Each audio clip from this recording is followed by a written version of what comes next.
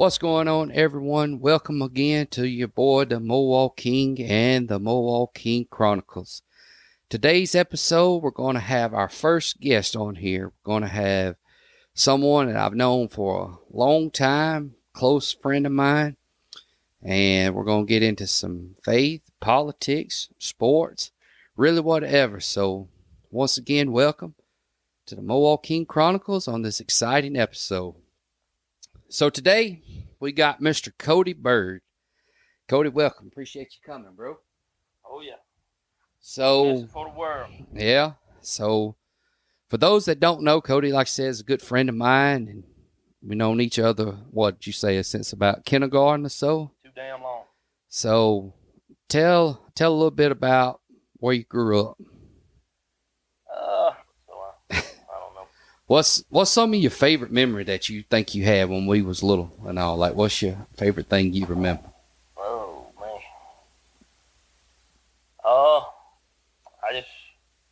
I guess, different times I just remember us all getting together and it wouldn't be nothing for us to go in the woods and just be going all throughout the hunting club, fishing on the creek, go to the creek anytime we wanted to. Now you can't hardly go out the front door. Yeah, kids today has got it a whole lot different today. About it. Yeah. Growing up, being at that time in Castleton, and growing up generally in the 90s, we had a lot of good stuff. We had good shows, good toys. Yeah. It was definitely a different time. A lot of people don't really understand, but 96 especially then, it was a fun place to grow up, man. Yeah. And our people's kind of different, so a few things I want to kind of get into today and get to talking with you about. So before we kind of dive into that, you mentioned that you and I both went to high school, and then after high school, we graduated. We both got different jobs, a lot of different jobs. So it was something funny that we've done. We were in both Walmart. Yeah, we went all the way up to Indiana. That was a experience in of itself. First time I've been on a plane. First time I've been on a plane, and then we done become that ain't been yesterday either. No. What was that? That's 12 years ago. 12 years ago. That ain't insane. Where's the time gone? But hey, it's something we've enjoyed being part of life. Now, something I want to ask you. We'll go ahead and get in started to it. You and I are big sports fans, so we're gonna dive right into college football. What's your takes on college football right now? You're an Oklahoma fan. I see you sporting an Oklahoma shirt. Don't know that about me. I've lived in northern Mobile County, Alabama, all my life, and probably the only Oklahoma fan. The only one county, I know probably, of. Yeah. And maybe in the state, I don't know, but yeah, I've always taken flack for that between Alabama and Auburn fans. Since really you've been what, middle school, high school? You've been in Oklahoma. When I started becoming an Oklahoma fan when they. Back in probably 2000, they was making a run for the championship. Who's the coach at the time? Bob Stoops. Y'all won the championship in 2000? 2000. And it was kind of a down time for Alabama and Auburn, and I just couldn't. My daddy was it was kind of split. My daddy was Alabama, my brother was Auburn, my cousins all were split between Auburn and Alabama. You were an Alabama fan. I just never pick a side, and neither one of them was all that good. That was the dark times for the Tide. Some of y'all Alabama fans don't y'all forgot it, I guess. Yeah, I know, but it was a bad time. It was a tough time, Aaron. That Mike Dubose era. Yeah, Mike Dubose era, and then we got Mike Shula, and then Mike Price. But y'all it didn't last long. I had to kick him to the curb. He couldn't leave strippers alone. Yeah, and then all of a sudden, we got about 2006, 2007. We got Nick Saban, which was kind of crazy because when he was at the Dolphins, he said, "I am not the coach of Alabama. It's just not going to happen." Yeah, he was the perfect fit. Man. Yeah, and then he came and that first season and really established that program at Alabama, and it's just kind of took off from there. And you and I watched some championships come along then from Alabama, and Oklahoma's had some good teams though since then. What about this year? What you think about your team this year? Oh man, I don't even know if you got a long enough show. It's just where do I start? I mean, we got injuries, but every team's got injuries. It's time you got to adjust and get beyond it. And there's been no progression. They just gotten worse and worse every year. I mean, every week you at least want to see them get better. But they've gotten worse. That lets you know something's wrong. You kind of feel, I don't know if you know it, but they fired our offensive coordinator yesterday. Oh, really? Yeah. So Brent Venables is. He's still the head coach. He's still the head coach, but just looking for offensive coordinator. Well, let's talk about Lincoln Riley. You feel betrayed by Lincoln Riley, by him just kind of tucking tail and going to California? You know how I felt about Lincoln Riley. I wasn't the biggest fan of him and USC I think is finding it out now. He's a good offensive mind, but I don't know about a head coach. Well, he puts me in mind. Lane Kiffin is almost him and Lane Kiffin similar. I mean, you consider Caleb Williams. Does he talk about his time at Oklahoma more than he does his I'm not sure. USC time? Maybe, but he won a Heisman with USC, so he's probably going to consider USC. I mean, it is what it is. Water under the bridge. We done moved on now. Oh yeah. But kind of the same thing like with us and Jalen. I mean, Jalen left Nick Saban in the midst of the Tua Tagovailoa era, but I really hated to see Jalen leave. I believed in Jalen, but I understand why he done it. He got y'all. Jalen wound up getting y'all to the playoffs, right? Yeah, Jalen. And that was kind of Lincoln Riley, and he kind of, I think, progressed Jalen and helped him become a better quarterback, really. Right. But now we got a defensive coach, and he's turned our defense around. Back then, we had a great offense with no defense. Now we got I think, a championship-worthy defense. But we got no offense now, so we just got to figure out how to get it together. And I knew coming into this season it was going to be a long year because just our schedule was just brutal when you have to deal with Tennessee. First time in the SEC. Yeah, I knew it was going to be tough. I mean, next to Florida, we got the second, probably hardest schedule. Right. But well, Alabama and Oklahoma's going to play November 23rd in Norman. Yeah. That's going to be interesting. Yeah, I had plans to go to that game, like I've been telling you, but I'm kind of pushing them plans back now. I don't want to. We just lost by 26 to South Carolina. I don't know if I'm comfortable going up there and getting blown out by y'all. But y'all going through a tough stretch. Yeah, it's growing pains of having Kalen DeBoer as a new coach, players leaving. I don't know if you watched the Pat McAfee show, but Saban kind of said it this past week after the loss, saying that Alabama went through the transfer, had like 23-something players enter the transfer portal, and when you just lose that. But regardless, I just think it comes down to discipline. The discipline has changed. So, which college football has changed. We talked about that many times. I mean, the NIL. What is up with that? I think it's too unregulated, out of control so much. And I mean, me and you've talked about it. The NCAA don't really have nobody to blame but themselves. They had opportunity way back to trying to give these players something, and they just sat on it, pushed it off, and now these players, they're out for blood. They want more and more. And well, it's too unregulated. It's too much. I'm all for the players getting a piece of the pie, but you're talking about. Well, you're making them employees. How do you distinguish it now from? On the verge of being unionized now. How do you unionize a student body? I don't know, man. It's gonna to me, it's like they've taken the student out of the student athlete. Yeah. Oh, they know But what do you do for like other sports, like college baseball, college basketball, softball, volleyball, track? It's gonna be. I mean, some of them athletes are gonna have. They're gonna be dealing with NIL as well, especially basketball. College basketball is it's a big sport for all universities and NCAA in general, and they're gonna have a say so also. But it's a mad nice, and not on that, but it's not stopping with college. It's going to the high school level now, which is insane. Is that not insane? We talk about 14, 15-year-old kids already. That's NIL deals. More than the teachers, and I think that's the coaches. They'll be making more than the coaches. Some of them, I'm sure. When you got these public school systems, I think that's a little too much. I think they need to get a handle on some of that. The NCAA done some good stuff. I mean, the NIL is always going to be controversial because I know a buddy at work told you that he don't like it because it takes away from the bowl games, and I see that on one aspect, like. like the NIL and Transfer players portal. transferring, and then the playoffs just kind of really diminished the bowl games. It's kind of good and bad. I don't like how far NFL is doing, and I thought the transfer portal was good initially, but now it's getting out of hand. They need to reel it back in. Because, I mean, coaches can cut and run out of a contract anytime they want. I was all for a paid player being able to make a transfer once and not be penalized, but now they can just transfer wherever as many they times want to transfer almost now. Well, then we had COVID, and so players could opt out for 2 years. So now you have players that's opted out to try to go back to Oklahoma. Dylan Gabriel transferred from UCF to Oklahoma, and then transferred last year from Oklahoma to Oregon. He's doing good at Oregon, but I just think it's too much. Well, I think like I said, it's good and bad.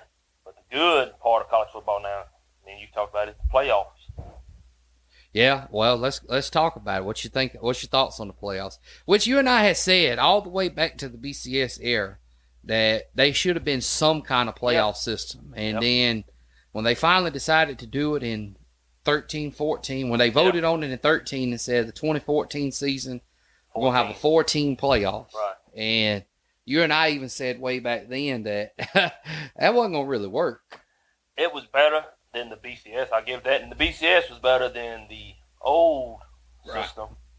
But because, look, for 100 years, college football was the only sport that you didn't have no playoff.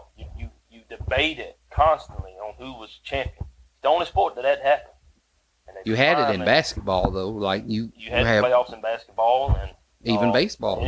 Every sport had the playoffs except for college football. I think because they didn't. If you go back in time, even like Alabama, a lot of Alabama's championships is split, debated. Oklahoma got a handful of championships split, debated. You should be in debate. There should be no debate. Should be no split championship. But they had it in college football, just not at the D1 level. It was at the D2. You had it in another. So you had it in the subsect level where they were already doing it. So it was just about money. It's money. The bowl system was all about money. But again, BCS was better. At least you had a national championship game. And then it finally morphed into a 14 college football, which was. It wasn't enough. I knew it wasn't going to be enough then, but it was better. I think we should have said, what did we say? 18? 8 was mine. 8 was kind of the goal. Perfect number, yeah. And then now they just bumped it up to 12? Yeah, and I mean, I'd stop at 12, but I hear they're going to bump it back up to 14. They're probably going to keep going. I think that's going to be too much, hopefully. Or even 16. I just think, but what do you do with the bowl games then? I think now, if you have that many teams, now we're going to start seeing these 2-loss and 3-loss teams. Yeah, no doubt. Going on. It's going to be a different way to look at it. I mean, you're not going to, you're going to have, it's opening up the college for Cinderellas. You're going to have Cinderellas, I think. Teams. Well, you're going to have a group of 5. I think that kind of conferences that was underrepresented. No debate, man. It's going to settle on the field. That's the main thing to me. But then this has been a crazy year as far as power conferences because now you don't even have a Pac-12 anymore. I mean, you had all the teams really making super conferences, and imagine the money that's dealt in these deals with these super conferences. Billions. They make SEC TV deals. Yeah, I think it was $7 billion they just signed with ESPN with the TV deal. They just signed with ESPN. I think. Yeah, you got some, and I don't think it's going to stop. I think you're going to have. So where does it stop at? Like where would be the change that would be made? If just say you was the NCAA commissioner, what changes would you make? Just rein in the collectives on how they just pay these players these millions of dollars. I don't have a problem with the players. I think they could get more stipend for, whatever, the food, any of their just life. What about the education, though? I mean, that was the whole point of kind of going to school, or it used to be when you went to college, you were supposed to get your education and all. Yeah, I mean, no doubt that's important, but, let's not kid ourselves. These guys get go to these big schools, get recruited. They They got one thing in mind. That's to go to the next level, the NFL. You think that's make what millions? You think that's what made Nick Saban kind of finally hang it up? I think it was part of it. I think it was him having to deal with the NIL, because he even mentioned that players was coming up to him wanting to get paid, when is he going to get paid, when is he going to get paid this, when, and I think it was part of it, and I think the transfer portal is hit and miss with me. It's starting to level the playing field a little bit, where it's making college football a little more parity, where the big schools are not just dominating all the time.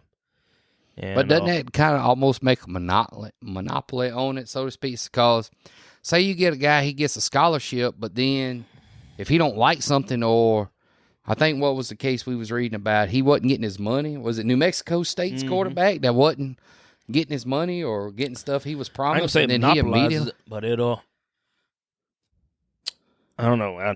It just opens it up. I mean, it was a monopoly really before. I mean, Alabama, Ohio State, Texas, Oklahoma even. It was just always them schools getting the best of the best of the best just constantly. And, it was just college football has always been I don't know, where the big schools always. Well, it always seemed like they got the advantage. Yeah, I mean, if they got the money, then you pay. There's never been really a lot of parity in college football. You think, especially in the last 20 years? You think we're gonna get like a budget, so to speak? Because how the NFL's got like a cap limit, salary cap. Yeah, you think that would be something they would eventually maybe try to enforce? Could be like a profit sharing almost. It could be. But then you're not making it a college sport anymore. Now you're making it a professional. Yeah, I think we're past that now. That's just something we're going to have to deal with. But, I think they can. Saban's even talked about it.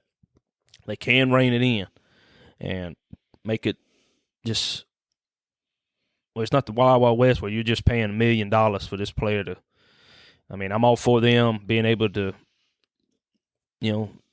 get money for – let's say they want to do a commercial. And I'm all for that. If a company comes up to a player, they should be able to do that commercial and get paid for it. Yeah, that's really what the name, image, and likeness stands for. It's supposed to be, but then you've now penalized it's morphed into. It's like a machine, but then like you said, it's gone too far. If they try to start introducing it to high school, there's states that's starting to. What did we read about? It was like Georgia, Tennessee. Oh yeah, Florida's all. I think they've been doing it for a year or two now. And Alabama's supposed to start. They're supposed to start next year. And see, just my wife's in the school system, and so her being in it, and the rest of the teachers that's out there, what do you do? Like when you got a kid, just say like Ryan Williams, use him for example because he's 17. You know how good he is at sports, but then he goes to a school, let's just say Baker Saraland, a public school, and then like, do you cater to him because he's not performing at school? Like say if his grades is not there, they're supposed to maintain a C+ average, but really how lenient is that C+ average? It's been going on. Let's not kid ourselves. It's been going on even at the high school level. These players have been getting some extra stuff on the side, but now, just like in college, it's been going on in college since the time football began. I believe there's been some extra stuff being given to certain players all the time, but now it just seems like you're wide open now. It's in the open, and it's the Wild Wild West. It's the Wild Wild West. And, that's the bad part. Like I said, the playoffs, you got the good and the bad now. The playoffs, I think, was the good part of it. I thought eventually led to it. Yeah. Now, it might, I don't know if it gets too much. I think 12 is where I would leave it. But, let's go through the season now, the way it is. We know you're going to get 4 teams from each conference. Each conference champion is going to be your top 4 teams, going to get the bye. And then a group of 5 champion is going to get automatic. And that's going to be interesting for where do the other teams come from? Where do they come from? And then how do you determine which group of 5 champion? Because if you got, say, an Army, be the highest ranked group of 5 champion.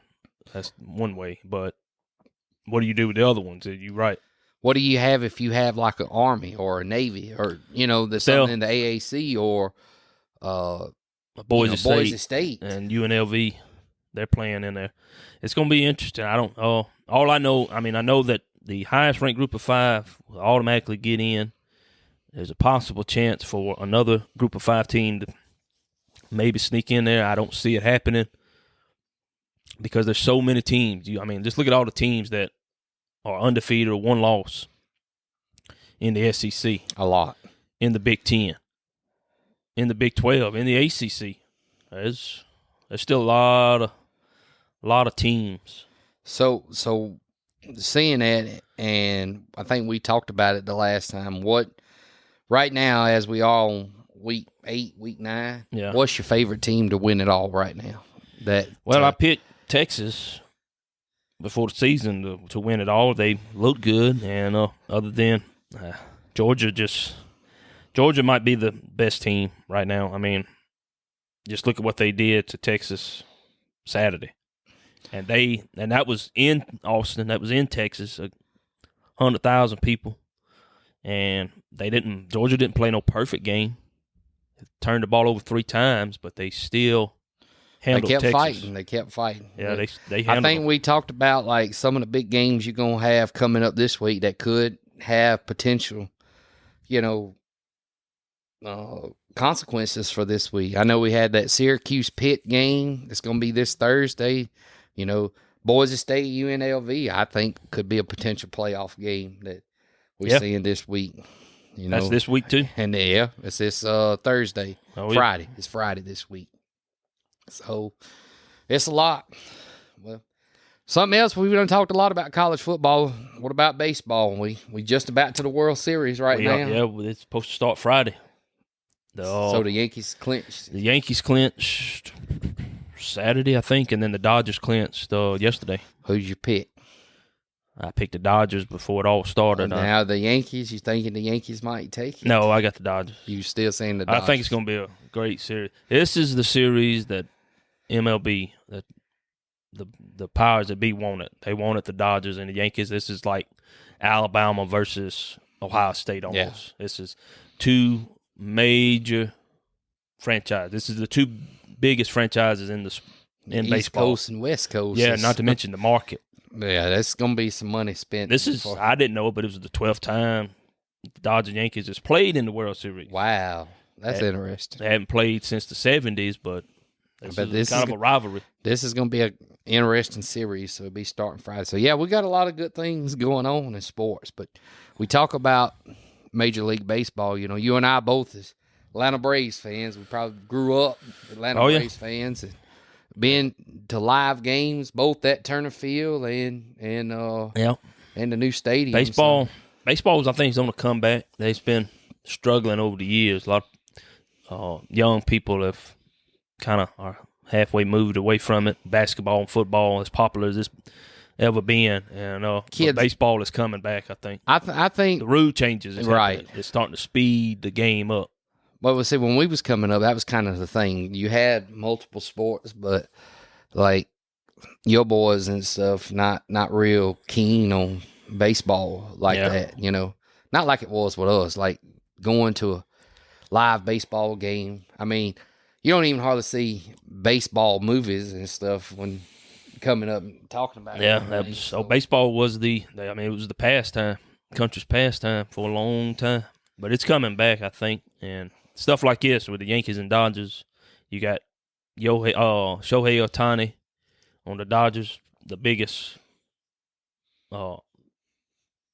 player in the sport, and then was it $1 billion? Is what he wound up getting? And it's a world now. Baseball is going into the global stage, especially with him now finally getting a chance at winning the World Series.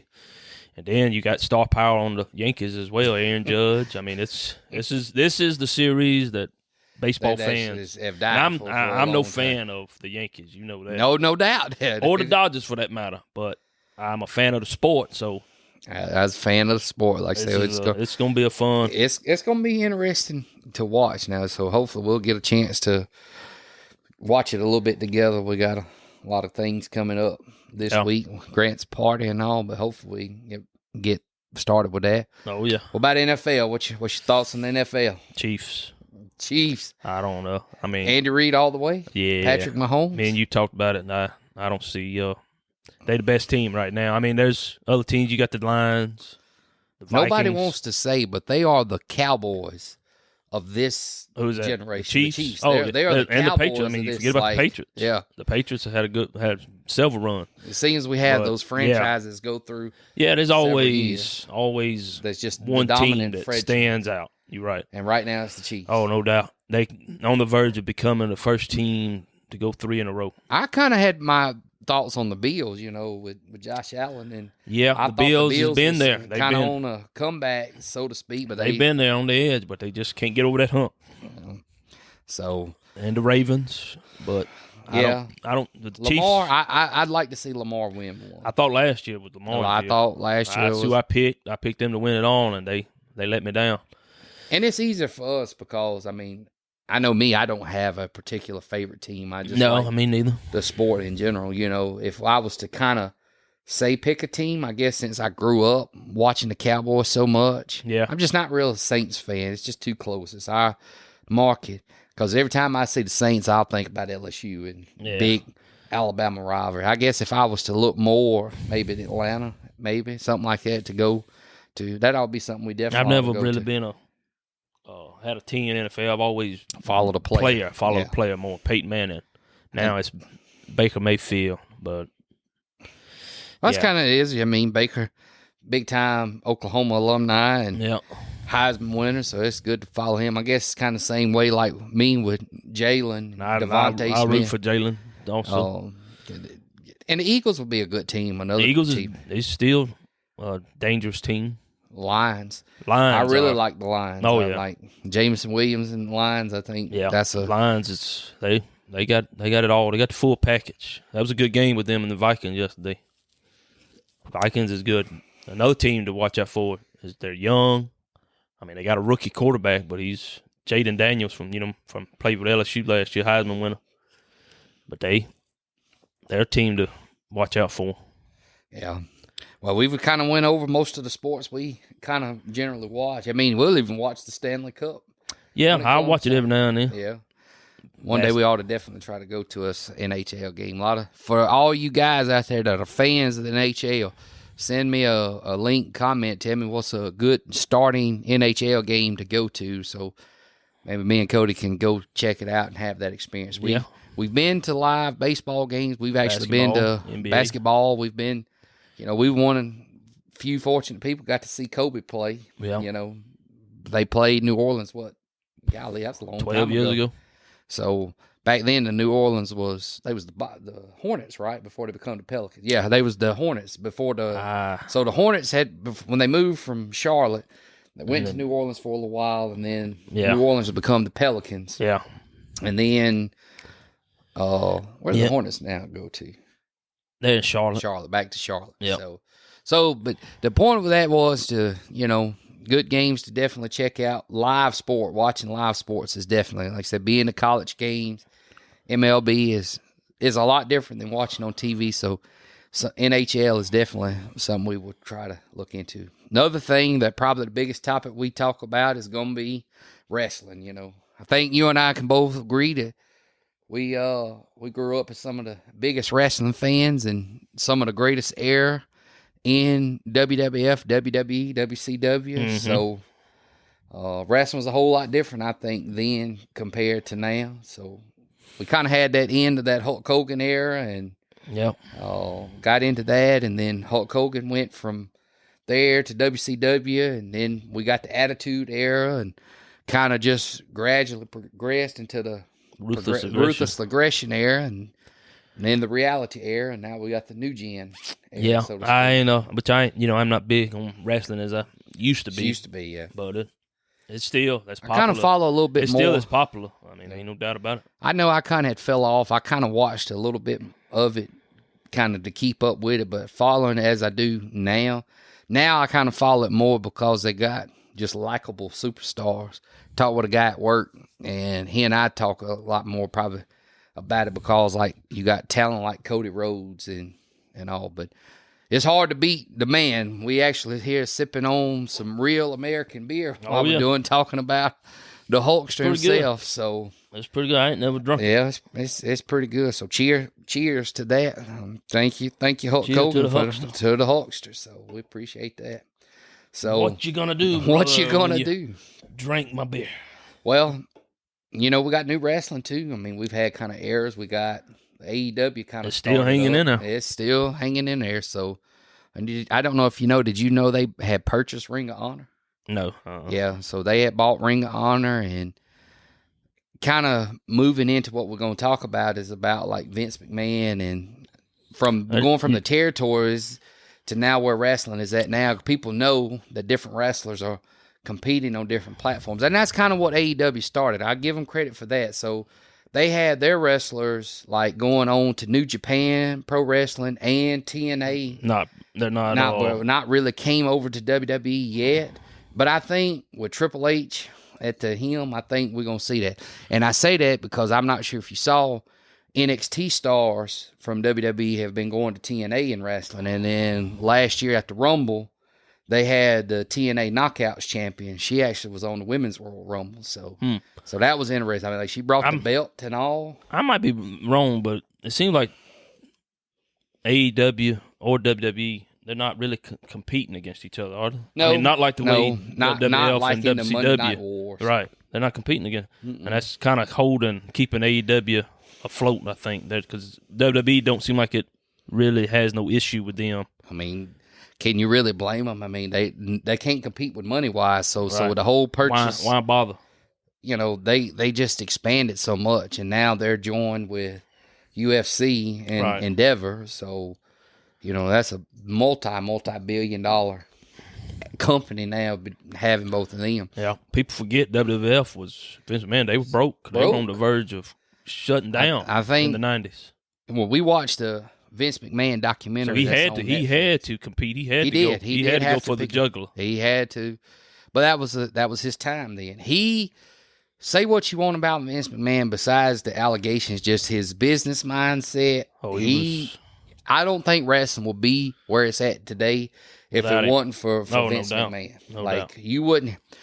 Us probably growing still up, be territory. Probably still be regional. Still be almost like a carnival. It's global. It's global now. It is, and it expands into other things. It's $1 billion industry when you consider merchandise and T-shirts and video games and movies and appearances. He bought the company from his daddy for like $1 million, and now it's worth billions. $9 billion. That's crazy. And expands the world over. They have multi-million-dollar shows and productions. But you both watched the complete documentary on Vince McMahon. It was good. It's kind of sad though that he's done it to himself probably, but it just... Well, we talk about this, the Vince McMahon character versus the man himself, and you can say what you want. They were kind of blended. You could see a lot of what Vince had himself. What he said as the character is what has actually come out. Come out, right. But at the same time, you had to have Vince in that era. He's the best bad guy. Might be the best character in wrestling history. But I give credit to Eric Bischoff. I know we watched a lot. I was glad he was part of that documentary. Yeah. Because if you didn't have somebody like Ted Turner and WCW, really Eric Bischoff, because Ted Turner really didn't care. He just wanted to do the wrestling, but he didn't care. He was signing the checks. You had Eric Bischoff actually managing the ideas, and you had that crazy retard and Vince Russo, both sides trying to, which I think was the ultimate downfall of WCW. Oh, yeah. But for Eric Bischoff, what was it, 83, 86 weeks? Yeah. That they was number one in the ratings. But I don't care what nobody says. You cannot be at the top like it if you don't have Hulk Hogan. No, what pushed WCW over like that was the start of the NWO. Right. And, you had Kevin Nash and Scott Hall, the outsiders, first come in. So you hadn't really seen that in wrestling. So that was something new. But you had to finish it off with the man. And he was once the greatest babyface and good guy in wrestling history. And then when he switched over to Hollywood, he became the greatest bad guy. Yeah. Ain't too many people can say that. And, and I think that started really the Attitude Era. I mean, people don't think about it, but to me it did. Yeah, you had to have that. Was 96. 1996. There was a change needed because Vince looked at it like his audience was kids, but WCW wanted to have 18 to 36-year-old group, teenagers and young adults. That's why they was kicking his butt. It was changing. Like you said, the landscape was changing in wrestling, and Eric Bischoff saw it, and then Vince finally realized, it's time to. But I don't think at some point, because you can say what you want, when Vince realized it, and then he started putting faith in his stars, and then you had a wrestler named Stone Cold Steve Austin come through and just was completely. A perfect storm. It was. And then The Rock. The Rock. That you had the greatest list of Attitude Eras when Vince finally just took off. Oh, you had Undertaker, Mankind, The Rock, Triple H, Stone Cold, Triple H. You had factions like the NWO. No doubt, it grew too big. Yeah. But at the same time, in WWE or WWF at the time, you had the ministry and then the corporate ministry, the corporation, and DX. And then when finally in 2001 when Vince bought WCW after they had started failing, then you just had a perfect storm, because then you brought stars in like Booker T and Chris Jericho and Eddie Guerrero, and then it just showed enough led into that ruthless aggression era. Yep. So tell me let's do it like this. Let me have your Mount Rushmore, your top 4 of your Mount Rushmore, and then your top 10. So kick off. Wrestlers. Oh, man.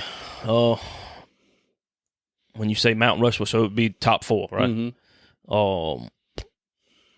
I'm going to go with Stone Cold. I know it's going to be, mine and yours is going to be a little bit different. And I'm a Hulkster fan. But it's between him and The Rock for number 2. I mean, Stone Cold, the issue is for Stone Cold is it didn't last long. What he had, maybe 8-year run of sure enough being on the top. But man, when he was on the top, it was nobody popped like him. He was the best. Yeah, but like Hulk Hogan, he lasted decades. The Rocks, you can even kind of say that somewhat. I mean, they're not as long as Hulk Hogan, but his return now is been off the chain. It's just resparked, and he's on the board. He's bought his name. Those are easily your top 3. You can kind of shift them around anyway, and you wouldn't be wrong, I don't think, either way. But easily, those are top 3. The debates, I think, start to come after. Number 4, man, I think you got to put Ric Flair. Yeah. You got to put Nature Boy somewhere. And I mean, he was really before he was just before everybody. I mean, trendsetter. Yeah, he was just the cockiness, the flashiness that he came out. I mean, you had never, the way he spoke on the mic was 16-time world champion, styling, profiling, and just wheeling, dealing, jet flying, kiss stealing. You can't hardly beat him on the mic. So yeah, that's my top 4. That would be your top 4. All right, let's round out your 5 through 10. They ain't got to be in a particular order. I think Shawn Michaels. Shawn Michaels. He has some mic skills. Yeah, I think he's number 5. You want to list him like that? And his ring ability, man. He could put on. He was the showstopper. He could put on a show. If you wanted to see a good match, you watch Shawn Michaels match. Okay. All right. You got to put the Taker in there. Mm-hmm. I think number 6. I mean, just his. You had never seen a big man do the things he did, flipping over the top rope outside, and then walking the rope, and the longest undefeated streak of WrestleMania. And then his character was just so unique. It was, and so cool. Dong. Yeah, he had some good music. When you heard that, you knew it was. And JR, what did he used to say when? It's time for business or something like that. He was a Taker fan. But, and he had some good matches with Mankind. Throw him off the top of the cell. He killed him. Yeah, that's probably one of the best matches. That's probably one of the more historical matches, that Hell in a Cell between Mankind But who else? I'm at 7. That's 6. Shawn Michaels Taker. Taker 7, 8, 9, 6. 10. Number 7. As much as it pains me, I hate him with a passion. I just don't like the guy. But I mean, he was popular. John Cena. John Cena. Yeah, he was no doubt popular. I don't really didn't quite understand it, I guess, but you can't deny him that. Number 8. People might disagree with me, and you know I'm a fan of him. Triple H. Mm-hmm. Triple H was. He was that perfect storm too. Man, He was just a good bad guy. Next to Hulk Hogan as the Hollywood and Ric Flair, he might have been the best bad guy of all time. And Vince McMahon, but yeah, Triple H, and then not to mention his ring ability too. He could put on some good matches. 9 and 10. Oh, it gets a little tough there. Oh, well, I guess say 10, just because you said John Cena, Triple H. Yeah, 2 more. I'm gonna go. I think Macho Man is kind of underrated somewhat. I think he might be number 9. Number 9. And his mic skills was underrated. Just his personality was underrated. And his ring, he could put on some good matches. You go back and watch his matches. And then I know there's going to be some people disagree with me here.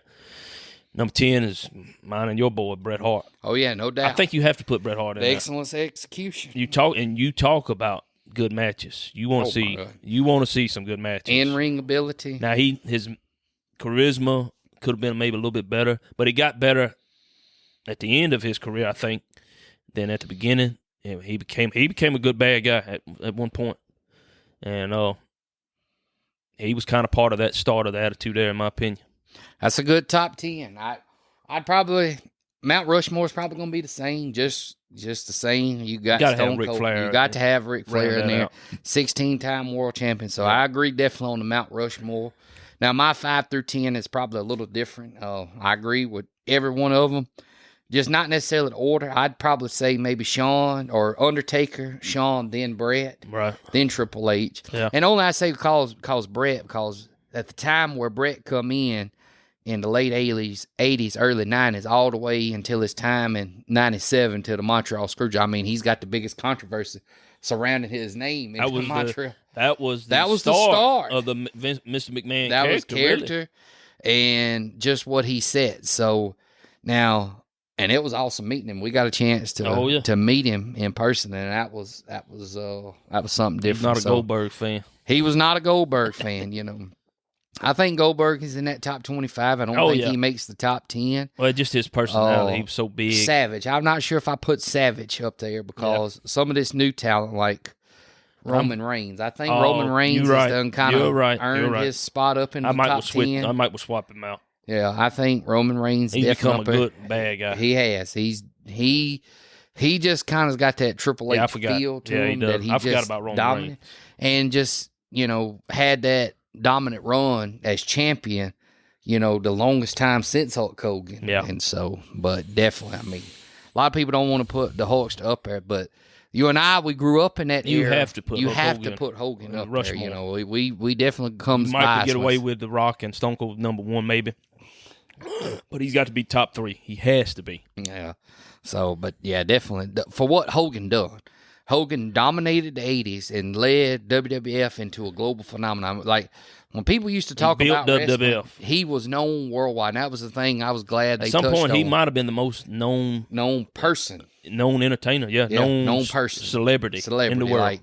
Like almost at the same time you thought of wrestling, you might know of 1 or 2 other more, but everybody, if you ask anybody who's a wrestler, man, only one I know of is Hulk Hogan. Well, right. He put WWF on the map.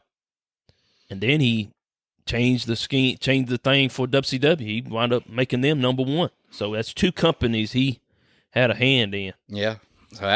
Building. So we got you Mount Rushmore in your top 10. Anything else? What you think about wrestling today? Anything you want to say any more on that? No. Like I said, I'm not the biggest fan of. It ain't nothing. I tell you another reason why I'm not the biggest fan of wrestling now. We mentioned him.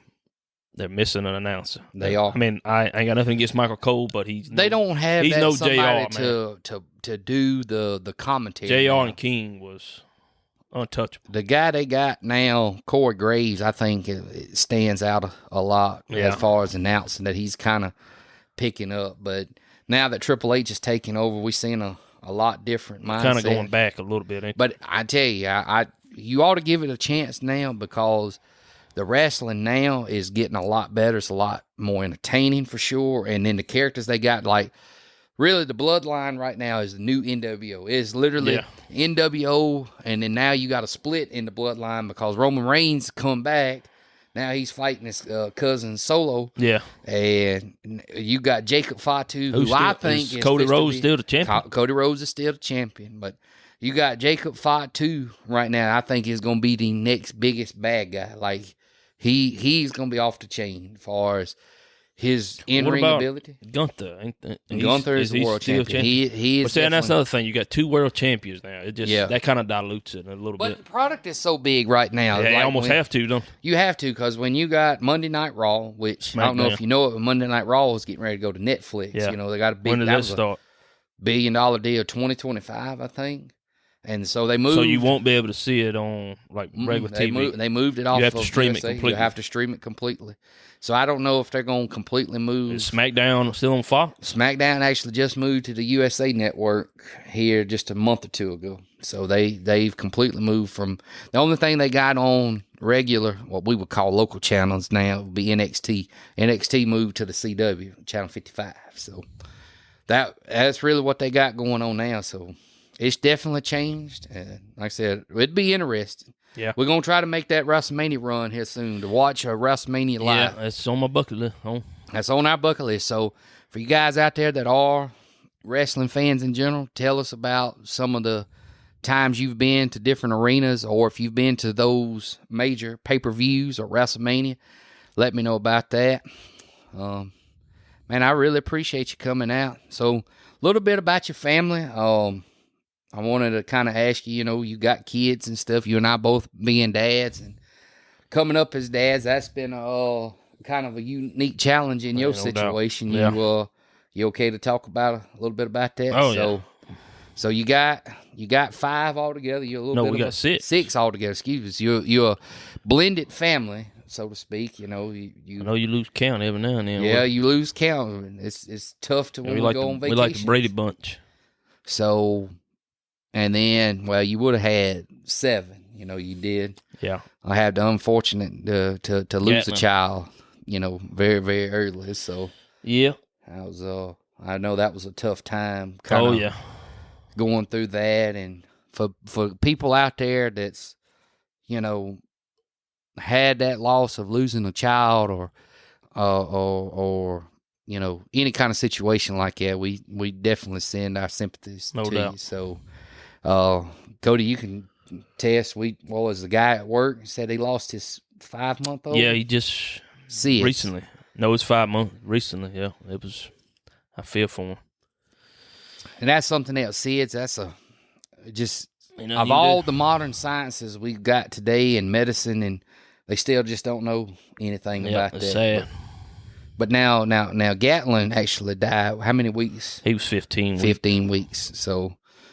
Really not real sure what caused it. No, they don't know. Just that time. One of them things. So I know that was a tough time going, but a good thing is I bring that up to say that wasn't necessarily the end for you, because good Lord willing, y'all tried again and bam, had another one. We got Landry. Now he had some complications. Now that was a tough time. Tell us a little bit about that. He was born with his intestines didn't fully connect, and he was born without his intestines connecting, so he had to have surgery like the next day after he was born. And he was born premature also, like 35 weeks, I think it was like what it was last year, December the 10th, and we had to stay in the NICU for 70 days. It was a tough stretch, long haul. That was rough. USA Women's and Children, that's an awesome hospital. They're good. They are. I mean, we had some hiccups along the way, but I guess everybody goes through it. So now, where did y'all stay? Like, I mean, because to give everyone out there a kind of a perspective, so the hospital for us is about 30 to 45 minutes south of where we're at. Where we're at in Mobile County, it's kind of a rural area, so we're kind of in the country, and so us having to go to a hospital, like I said, is about 30 to 45 minutes one way. So 70 days, I mean, where'd y'all stay at during that time? We got hooked up with the Ronald McDonald House, which is right on down the grounds of the hospital, right? Yeah, it's on the grounds. Man, that's awesome. And then you talk about a place that people should. I mean, I know some people are skeptic on charities and how they help people and what they do with the funds. But Ronald McDonald House is legit. They help people, and just the volunteers coming in, volunteering their time, and the families that are. So it's kind of like a place for y'all to stay, while y'all having to go back and forth. They feed you. They give you everything you need.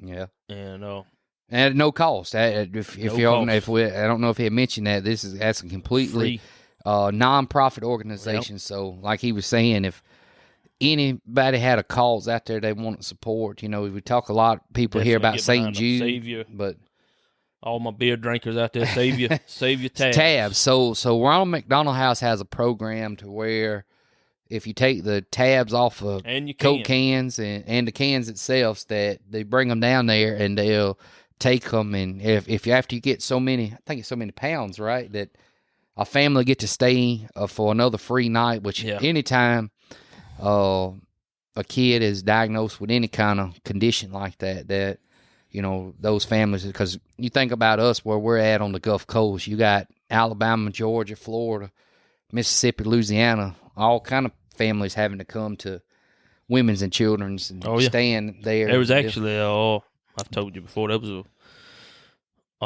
a family that had a baby in Mississippi, and we were on backstory to Landry's case. Mm-hmm. We were lucky enough to find Peb.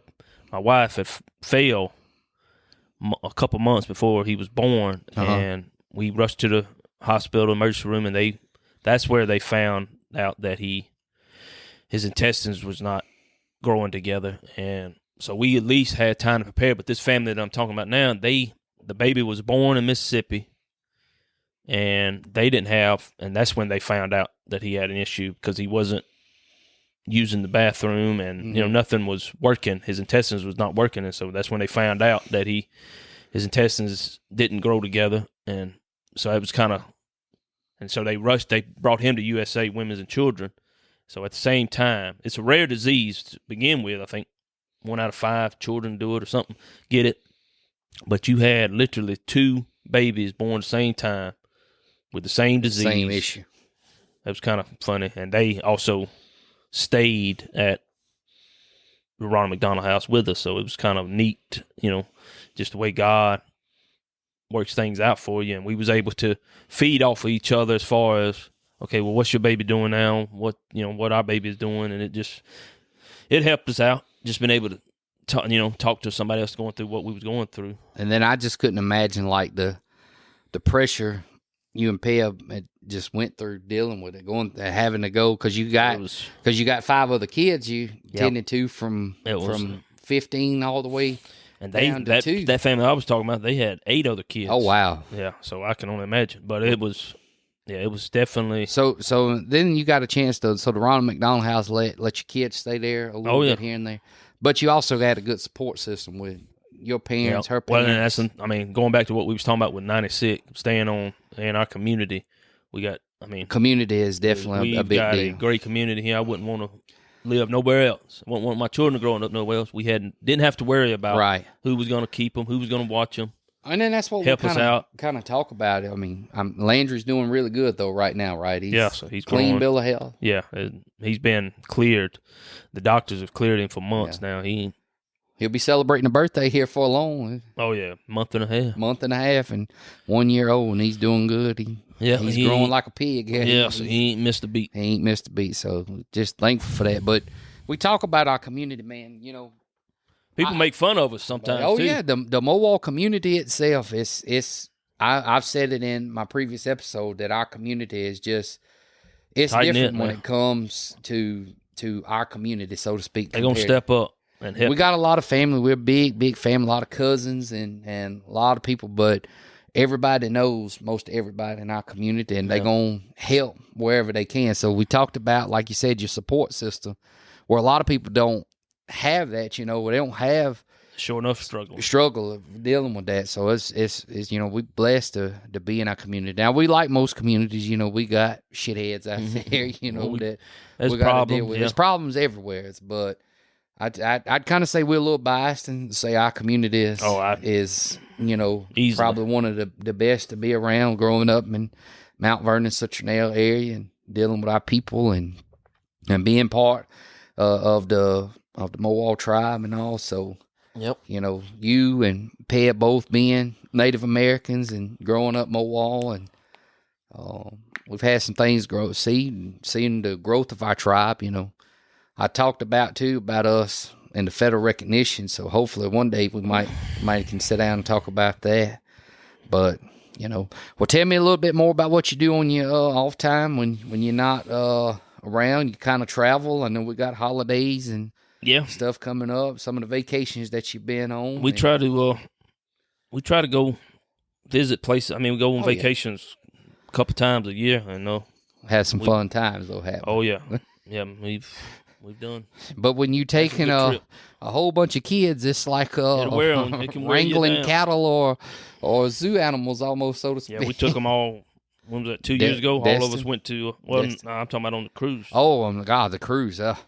So imagine for y'all out there. So at the time, Grant probably was a quarter of the over one. Yeah, they had their youngest. Well, not the youngest, but the youngest at the time was Shelton. He was number 5. He was number 5, and having him all the way up to that 15-year-old, and us trying to herd children all over a cruise ship. Probably about a quarter of the population on the ship. No doubt, and it was easily to tell. So it was definitely some interesting dinners and breakfasts, because when you have one kid that did not want to get up or did not want to eat that particular breakfast, that was kind of the hit and miss on all our vacations, man. We've had some crazy times with each other.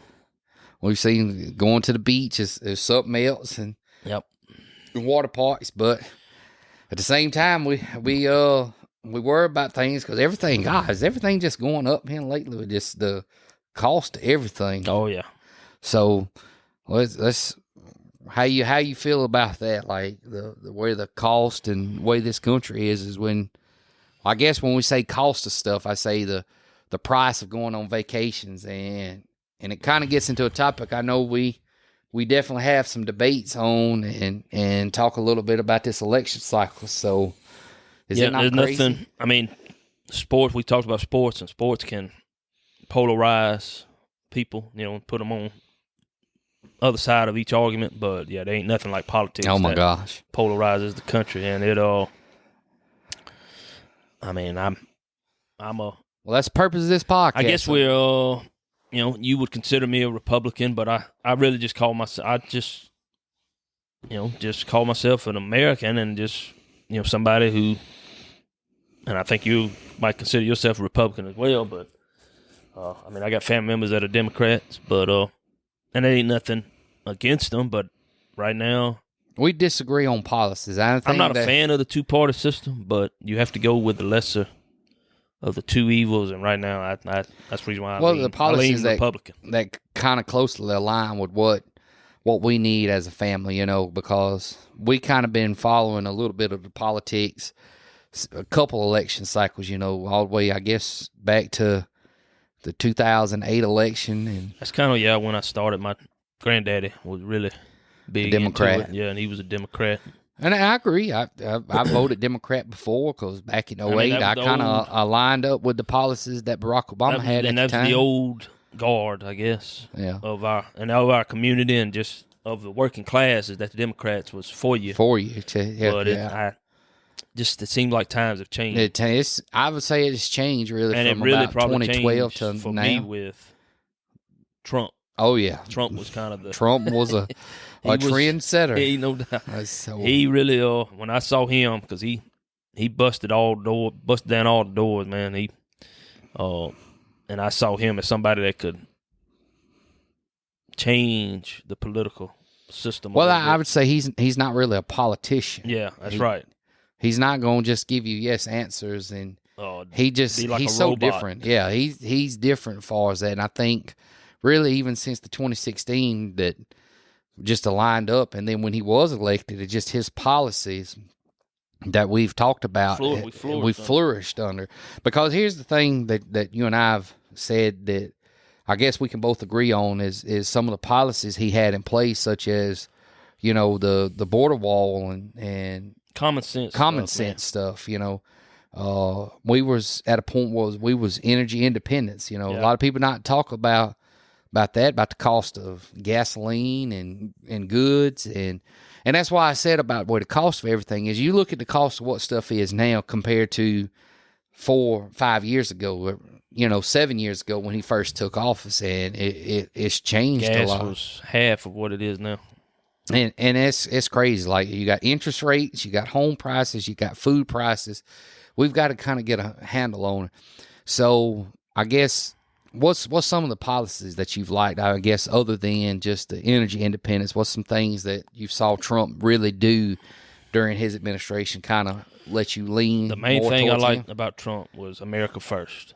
I agree. He is, you know, he's all, I mean, people get on him about that he's anti-trade, and no, he just wants to get the best deal for America first. I've heard people say that Trump is an isolationism, and that anybody believes that lines themselves up with Trump is all about isolation and being, you know, having the United States just stay out of anything global. No, we just want America to be treated first, America citizens to come first, and then we can worry about the rest of the world.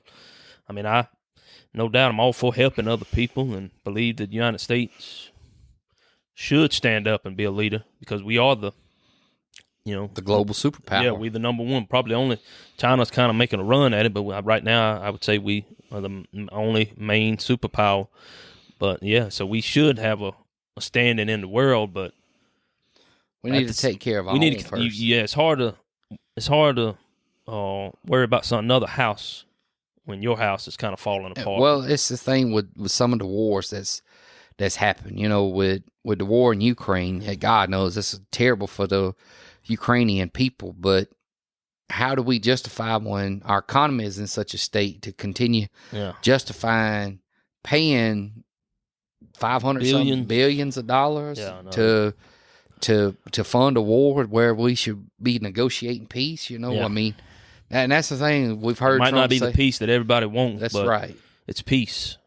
But we're not having to spend all that money knowing that we got food and gas prices so high when we got amenities here such as Medicare, Medicaid, stuff like that that's running out. And you know, now I guess we're seeing the bad things about it, so to speak, because we've had 2 hurricanes now, and a lot of stuff has done happen where that FEMA's went on record and said they don't have enough funds to cover for hurricanes. You know, you have the Secretary of Homeland Security say, well, we're not going to survive another storm. You know, we barely went through Hurricane Helen, and then the next hurricane come through and hit Florida, and then, you know, gone. And it was just rough having for these people having to go through that. And then there's just somebody to stand on a policy and say that was kind of one of the biggest takeaways I had with Kamala Harris is she wanted to stand up and speak. Kamala. Yeah, to Kamala. That she wants to give $157 million to, or $150-something million to the people in Lebanon. But at the same time, you don't have money to give to people in North Carolina. You wanna be okay just giving $750 when people it's millions and billions of dollars worth of damage here. Yeah, they claim they're going to be giving more, but I've been hearing from people that they're just saying that they just keep getting pushed back. I mean, why? I mean, it should be automatic. Let's give them whatever they need. When we're giving billions to a country that, you know. Well, and it should not be political at the same time. And I don't agree with Joe Biden on a lot of the things, but I'm glad he kind of finally stood up and said, you know, we're not worrying about that. I'm going to focus on talking with Governor DeSantis and the governor of North Carolina. So Yeah. we hadn't agreed on a lot of the policies he's done. There's a couple that we've kind of pushed for that we've seen that we liked. And one of the things I thought was going to be a better bill was the Infrastructure Act, because of what some of the details was in the bill, as far as upgrading the airport and railroads and the road systems and telecommunication and broadband. But I really, other than us getting the railroad back here and the airport down at Brooklyn, that's kind of what's helped it. But Yeah. I don't think we've gained anything more on broadband. I mean, what more can you want when you got Starlink and Elon Musk is giving it away and trying to help people? So there's definitely been some policies that this stuff has just got to change around here. We got to get a handle on the drugs and fentanyl, the border. There's no reason why we are allowing these people just to keep coming flooding in. But I'm all for immigration. Oh yeah, no doubt. They deserve a chance at American dream, but I think you got to do it the right way. You got to do it the right way, and I think it might be, and we might need to make it easier for them to do it the right way. Why don't we make it easier? Because I think it's the policy they said about remain in Mexico, until they could get. But we should be working, as a country to say, okay, if you want to come into the country, come into Mexico, until we can process you through legally into the border, get your green card or whatever, give you a temporary visa to work, and that way you don't have to cross illegally. Well, and here's a kind of an analogy, I guess. You almost treat the country like you would treat your own house. Mm-hmm. I mean, you would be all for people coming into your house, right, and just visiting with you and helping you out or something with something, but you're not just going to leave your front door wide open for anybody to come into your house, right? Right. Because at that point, there might be good people that are coming in, but then every now and then you're going to have some stragglers and some bad people that come into your house and might ruin everything you built. And that's kind of what's happening to our country right now. There might be some good people that's coming in illegally, but there's also bad people that's coming in illegally. Killers. But politics shouldn't be terrorists. this ruthless right now, with both sides of the political aisle blaming and calling names and causing all of this. That's the this nature hurtful of the beast now. rhetoric. And this thing, it didn't used to be like this when we this bad. Not this bad. Poor Donald Trump had an assassination attempt, and instead of things finally calmed down, he's had a second attempt. Yeah. And I don't think it's right. I'm a fan of Trump. He doesn't do the best job of lowering the temperature. I mean, he's a fighter. He's a fighter. He's kind of that New York attitude. Yeah, he's got it built all into for him. broke. He's all in, for broke. And he's gonna give it all. He's gonna come at you. You come at him, he's gonna come at you twofold. Yeah. Sometimes we just need somebody to lower temp.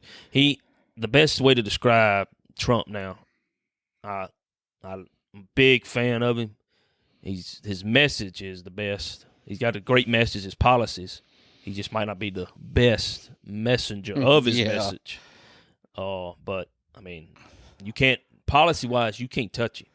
And I think somebody like J.D. Vance might kind of help that, But I think he's getting better at it. I mean, he's gotten better over the years at it and kind of trying to lower the temperature a little bit.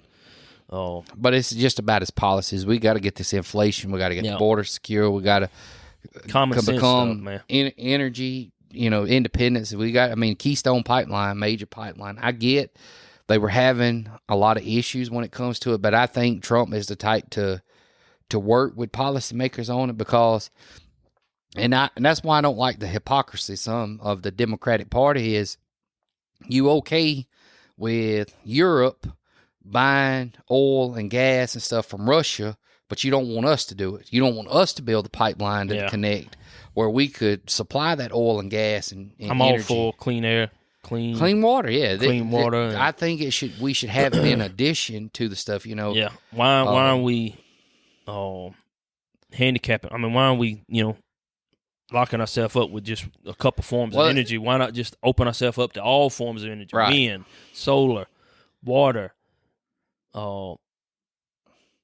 nuclear, and have even. fossil fuels as well. And fossil fuels, Because coal, I think all of it, man. We should have every energy out there. You could say that we could do all the zero emissions policies that the extremists in that Green New Deal wants to do, but it's not going to stop countries like India and China where they build coal burning and you're oil talking about billions burning of people over there. But they pollute the atmosphere just like it. It's not going to change. We're not the world EPA, so it shouldn't hurt us. It's the same thing, kind of. What I agree with Trump on the electric vehicle, the EV mandates. I think those mandates, if you want it, buy it. Go for it. Go for it. But you shouldn't be limited to that.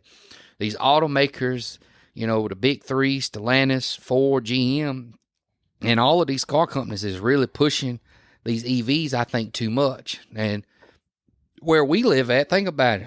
We don't have a charging station right here in Mount Vernon, Citronelle, Lower Alabama. You think about the people in Wyoming, Montana, these vast regional places where they're so spread out. And we talked about, you just talked about the infrastructure, all that money. The grid can't support it. Well, all that money that they put into the infrastructure bill, there's only a handful of charging They hadn't built stations. any around here now. Yeah. We just can't, we're not at that point where we can be stable enough and even to support that type of power. Well, we've seen it, and it doesn't get talked about more, but the snowstorm, the bad blizzard that happened in Texas where they were relying on the wind and the solar, and that got completely wiped out, and people were freezing to death. Like in the 2020s, people are freezing to death because they rely so much.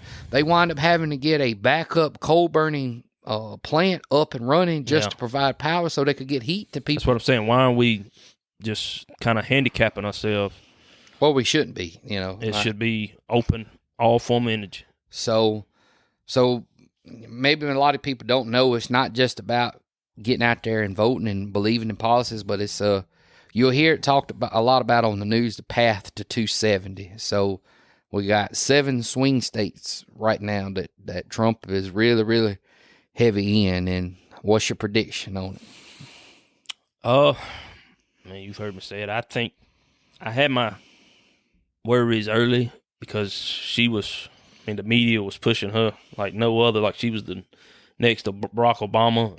She went from being the worst vice president in history to all of a sudden being the greatest candidate ever. And so that had me worried. But just from what I've seen on the ground, from regular people, regular voters, I don't see how she overcomes the drop in minority voting that she's getting. The Trump, they projecting him to get 40% of the Latino vote, projecting him to get over 20% of the black vote. I don't see how she overcomes that. And the polling numbers have it kind of neck and neck, and in recent elections, like in 2016, they had Hillary up a good bit, and he outperformed that and wound up winning. All right, they had Joe Biden up pretty good bit, and Joe Biden barely won. Trump outperformed that, and he barely won. And okay, maybe he won, whatever. But and now this year they're kind of neck and neck, and usually Trump outperforms it. So by them being neck and neck, I think he's gonna win pretty comfortably. Yeah, I got him. I think he wins Pennsylvania. Just from what I'm seeing. I think Pennsylvania, Georgia, North Carolina, and Arizona. I think Arizona's going to be Nevada's going to be a tough state. I think he can win, and if he potentially wins Michigan, he could really walk away with it. But he really don't need it. He don't need Michigan. He don't need Nevada. He don't need Wisconsin. But there's potential for him to win all 7 swing states. I think he would do better probably Wisconsin. I think having J.D. Vance is a lot better VP than somebody like Tim Walz. And I think Tampon Tim. Yeah. And that's where my issue, and I think your issue is by us having kids with the things that the Democratic Party is getting, the wokeness in it, Yeah. And it's just insane to me that they think it's okay for the gender reaffirming studies. So it's a lot of stuff, but it's going to be interesting. We got a couple weeks over to here, so anything anything else really before we get ready to wrap up? We've talked a lot today. We I talked think about, we covered a lot of ground just to get started. I guess we'll try to do this. Yeah, I'd once like a week to or have so. a Couple part week, 2. couple So time. please get out there and let us know what you think about today's episode and everything. Man, I appreciate you coming out. You know, yeah. How much are you paying me? I should have asked that. Well, before. we start out here. We won't have no funds yet. So if anybody wants to support for a guest speaker fee, we'll get it. So, but man, I really appreciate you getting out here on the MOWAKing Chronicles and getting here. So man, definitely, I really appreciate it. So guys, you already know what to do as far as the next steps we got to do. So get out there, like, share, subscribe wherever you guys get your podcast. So make sure you share the word. Get out there, get some comments if you'd like to reach out and some other issues that you'd like us to discuss in future content. So hopefully so. Once again, thank you so much. And as always, stay strong, stay true, and let's keep moving forward.